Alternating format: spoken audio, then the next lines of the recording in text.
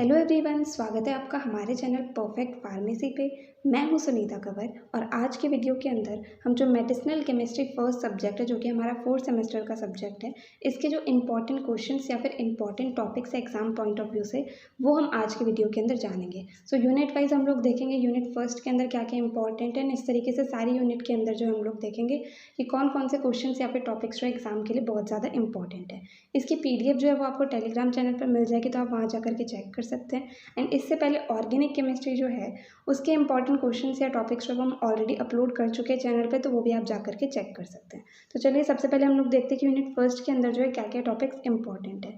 सो इसके अंदर first question आता है, write in detail about physico chemical properties in relation to biological action. मतलब जो सारी फिजिको केमिकल प्रॉपर्टीज़ हमारे सिलेबस के अंदर दी गई हैं, उनका बायोलॉजिकल एक्शन के साथ में क्या रिलेशन होता है उसके बारे में कम्प्लीटली डिटेल के अंदर जो है वो हमें बताना है। तो ये क्वेश्चन जो है डायरेक्टली 10 मार्क्स के अंदर बहुत बार एग्जाम के अंदर पूछा जाता है। तो ये वाला टॉपिक या ये वाला क्वेश्चन जो बहुत ज़्यादा इंपॉर्टेंट है एग्जाम पॉइंट ऑफ व्यू से। ओवरऑल अगर हम लोग देखें, फर्स्ट यूनिट जो है एग्जाम के लिए बहुत ज़्यादा इंपॉर्टेंट है। एंड इसके अंदर सिर्फ और सिर्फ अगर हम ऊपर ऊपर से देखें तो दो टॉपिक्स हमारे पास आते हैं। एक तो है physico chemical properties in relation to biological action and दूसरा टॉपिक है ड्रग मेटाबॉलिज्म। तो ये दो ही टॉपिक है, तो इन्हें अगर हम एक बार बैठ के भी अच्छे से पढ़ेंगे तो हम अच्छे से समझ में आ जाएगा। एंड एग्जाम के अंदर इन दोनों ही टॉपिक से मतलब क्वेश्चंस आते हैं 2 मार्क्स के अंदर भी, 5 मार्क्स के अंदर भी, 10 मार्क्स के अंदर भी। तो इस यूनिट का वेटेज बहुत ज़्यादा होता है, इसे पढ़ना बहुत ही ईजी है। तो ये यूनिट जो है वो आपको पक्का कंप्लीट करके जानी ही चाहिए। तो फर्स्ट क्वेश्चन हमारा हो गया। सेकेंड क्वेश्चन ये है कि ये जो 4 प्रॉपर्टीज़ यहाँ पर लिखी हुई हैं, इनके ऊपर शॉर्ट नोट आ सकता है या फिर इनकी डेफिनेशन आ सकती है 2 मार्क्स के अंदर। तो जो प्रॉपर्टीज़ आती हैं वो है ionisation, partition coefficient, chelation, bio isosterism. ठीक है, इनमें से किसी की भी डेफिनेशन या फिर शॉर्ट नोट जो है इनके ऊपर 5 मार्क्स के अंदर पूछा जा सकता है। बाकी जो हमने फर्स्ट क्वेश्चन देखा था कि डिटेल के अंदर फिजिको केमिकल प्रॉपर्टीज़ के बारे में लिखना in relation to biological action, ये क्वेश्चन जो है most of the times 10 marks के अंदर ही पूछा जाता है। थर्ड क्वेश्चन आता है ड्रग मेटाबॉलिज्म प्रिंसिपल्स। तो ड्रग मेटाबॉलिज्म के phase first principle and phase second principles होते हैं, तो इनके बारे में जो है 5 मार्क्स के अंदर बहुत बार एग्जाम के अंदर पूछा जाता है। लास्ट आता है factors affecting drug metabolism.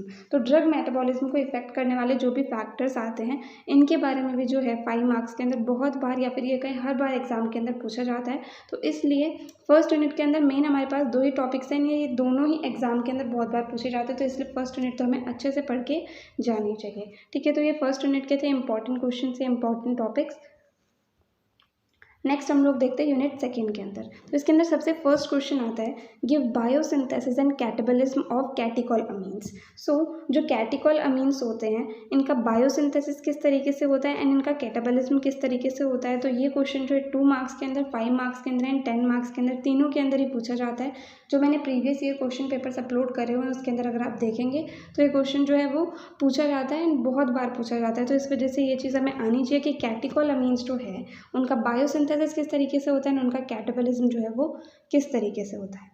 Second question is what are adrenergic receptors. तो ये जनरली 2 मार्क्स के अंदर डायरेक्टली पूछा जाता है कि एड्रेनर्जिक रिसेप्टर्स जो हैं वो होते क्या हैं। तो इसकी हमें डेफिनेशन लिखनी है। एड्रेनर्जिक रिसेप्टर्स जो है इसके एग्जांपल्स क्या क्या आते हैं वो हमें यहाँ पर लिखने हैं, जैसे अल्फा रिसेप्टर, बीटा रिसेप्टर, तो इसके बारे में हमें यहाँ पर लिखना है।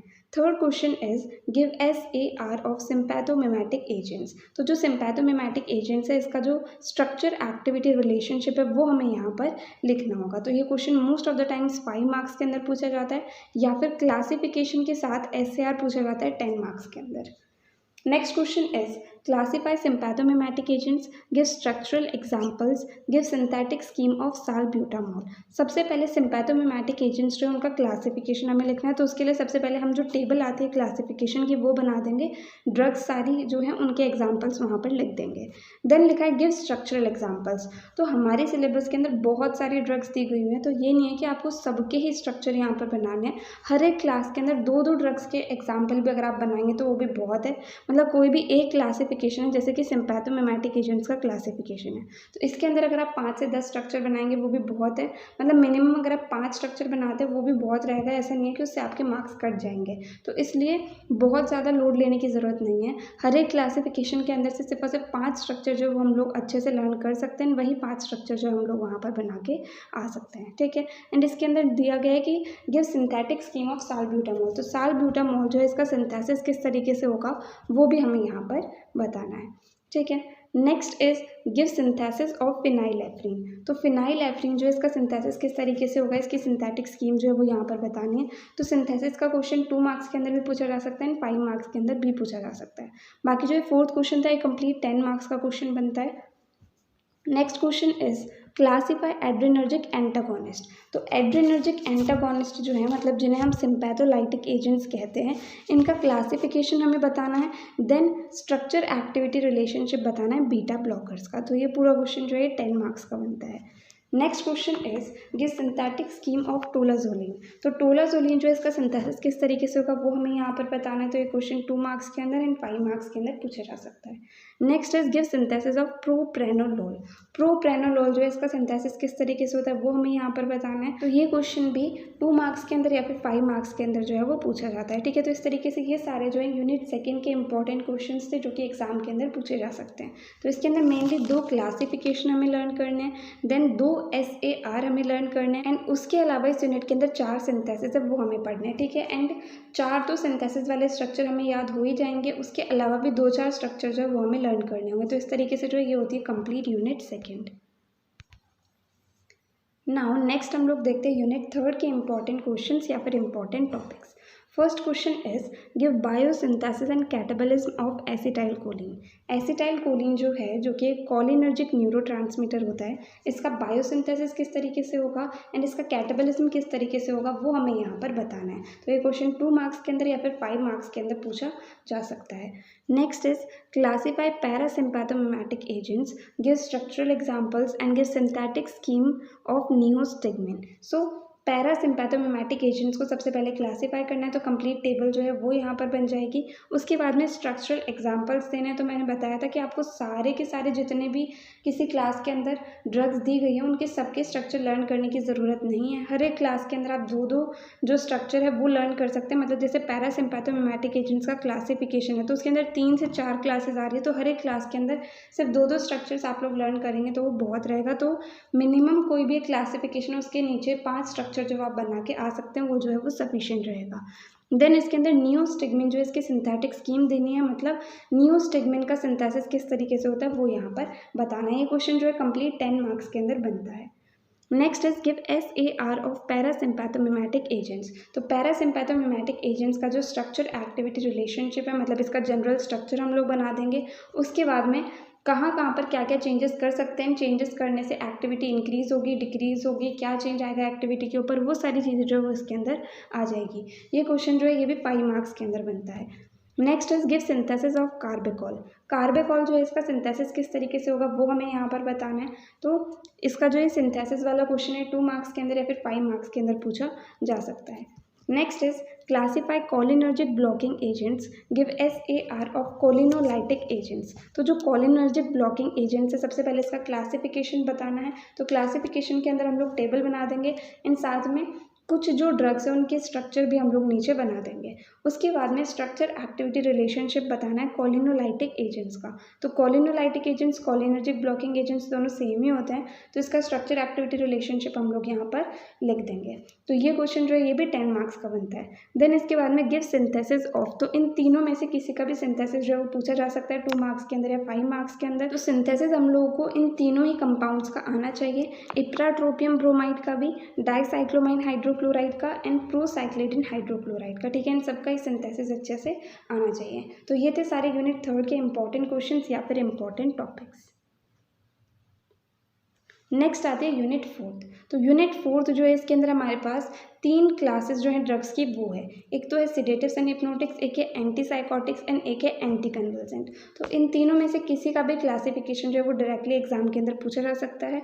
तो 3 क्लासिफिकेशन हमें लर्न करने हैं। देन स्ट्रक्चर एक्टिविटी रिलेशनशिप जो है वो 4 क्लासेस के हमें यहाँ पर पढ़ने हैं, एक तो बेंजोडाइजेपिन्स के, बार्बिचुरेट्स के, फिनोथायाजीन्स के एंड एंटी कन्वल्सेंट के। अब इसमें से एग्जाम के अंदर मेनली एंटी कन्वर्जन का जो SAR है वो पूछा जाता है, या फिर बेंजोडाइजापीन्स या फिर बारबिचरेट्स का पूछा जाएगा। फिनोथाइजीन्स का इतना नहीं पूछा जाता, बट फिर भी स्ट्रक्चर एक्टिविटी रिलेशनशिप के अंदर हमें जो मेन चीज़ लर्न करनी है, जनरल स्ट्रक्चर लर्न करना है, तो वो तो हम सभी का लर्न करके जाएँ तो हमारे लिए सही रहेगा। ठीक है, तो स्ट्रक्चर एक्टिविटी रिलेशनशिप का अगर सिर्फ स्ट्रक्चर एक्टिविटी रिलेशनशिप का क्वेश्चन आता है तो 5 मार्क्स का रहेगा। सिर्फ क्लासिफिकेशन आता है तो वो भी 5 मार्क्स का रहेगा। लेकिन अगर दोनों को साथ में कंबाइन कर देते हैं, मतलब classification and structure activity relationship दोनों ही चीज़ पूछते हैं, तो वो क्वेश्चन जो है वो 10 मार्क्स का हो जाएगा। ठीक है, देन 4 सिंथेसिस है यहाँ पर। सिंथेसिस डायज़ेपाम का, बारबिटल का, क्लोरप्रोमाजिन हाइड्रोक्लोराइड का एंड फेनिटोइन का। ये 4 सिंथेसिस जो है वो एग्जाम पॉइंट ऑफ व्यू से सबसे ज़्यादा इंपॉर्टेंट है यूनिट 4 में से। ठीक है, तो ये जो थे यूनिट 4 के इंपॉर्टेंट क्वेश्चन या फिर टॉपिक्स थे।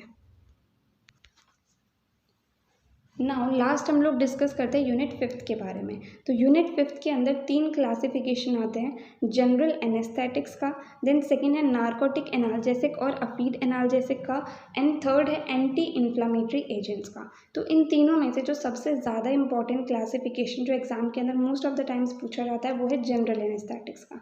तो ये वाला क्लासिफिकेशन हमें अच्छे से आना चाहिए, बाकी अगर तीनों लर्न हो जाए तो वो तो बेस्ट है।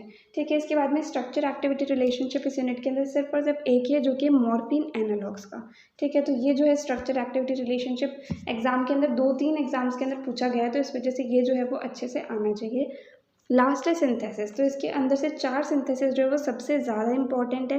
एक तो है मेथोहेक्सेटल सोडियम का, एक है फेंटेनिल सिट्रेट का, then methadone hydrochloride and then ibuprofen. ठीक है, ये चारों का जो है most of the times exam के अंदर पूछा जाता है। सो अगर हम ओवरऑल देखें तो हमारे पास टोटल जितने भी क्लासिफिकेशन है, structure activity relationship and synthesis है, सिर्फ ये 3 चीज़ें अगर हम कंप्लीट सिलेबस में से पढ़ लेते हैं तो पास होना बहुत ही ईजी रहेगा।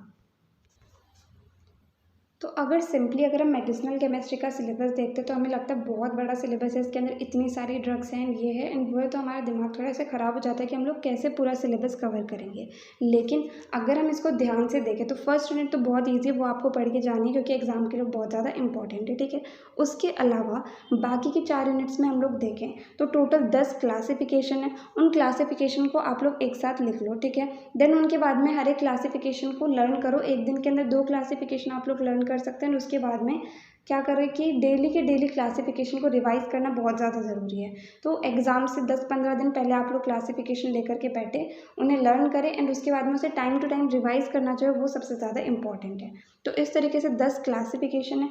देन पूरे सिलेबस के अंदर 9 जो है स्ट्रक्चर एक्टिविटी रिलेशनशिप है। तो स्ट्रक्चर एक्टिविटी रिलेशनशिप के अंदर सिंपली आपको जनरल स्ट्रक्चर लर्न करना है, जिसकी वजह से क्या होगा कि आपको बहुत सारे कंपाउंड के स्ट्रक्चर जो हैं वो भी बहुत ही ईजिली लर्न हो जाएंगे, क्योंकि जनरल स्ट्रक्चर समझ में आ जाएगा तो उसके बेसिस पर बाकी ड्रग्स के स्ट्रक्चर जो है वो भी हमें समझ में आ जाएंगे।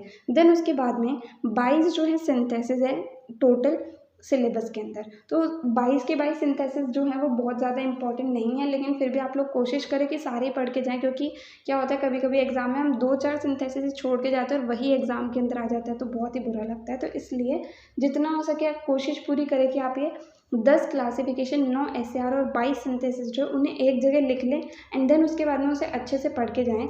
तो अगर आप इतना पढ़ लेंगे कि ये classification, SAR and synthesis and उसके अलावा फर्स्ट यूनिट, अगर इतना आप लोग पढ़ लेते तो बहुत ही इजीली आप लोग पास हो जाएंगे। ये सिलेबस जो है 5 से 10 दिन के अंदर आराम से कवर कर सकते हैं। तो इसलिए अगर आप कोशिश करेंगे तो मेडिसिनल केमिस्ट्री फर्स्ट जो है इसे पास करना बहुत ही ईजी है।